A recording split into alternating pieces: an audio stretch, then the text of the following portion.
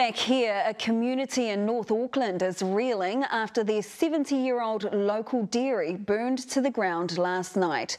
The Bayview store in Whangaparaoa was gutted in minutes, forcing some neighbouring properties to evacuate. Perry Wilton reports. Locals watched in shock as furious winds fueled a fire at the heart of their community.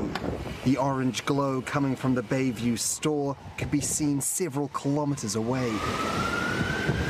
Out of the blue, no one expected it, 2023, great start. In 15 seconds it just went out of control. It's unbelievable, it's devastating. Fire and Emergency received multiple calls about the blaze in Stanmore Bay just after 11 last night, but the speed of the fire made it impossible to save. Between me calling it in and the fire brigade arriving here, which is maybe 5 minutes, 10 minutes, gone. Very serious fire, something you can't control, and you burned on the top of the pole, which is 8 meters up, so could have been 10 meters. I'm sure. It even singed trees on the other side of the road, at least 20 metres away.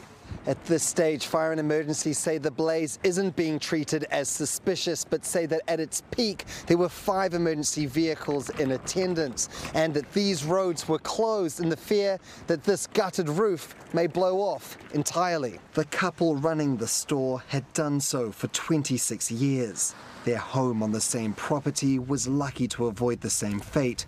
Local Rod said he had to hold the distraught pair back from the inferno. This is life and death stuff, and so I had to restrain her. The guy was really good, but the lady, she was mortified. Brandon Jealous has a stronger connection than most.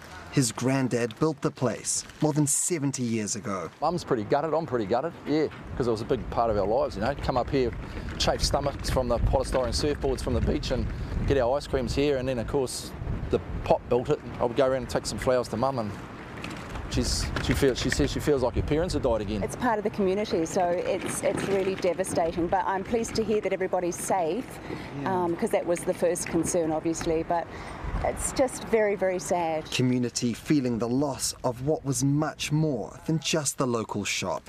Perry Wilton, Newshub.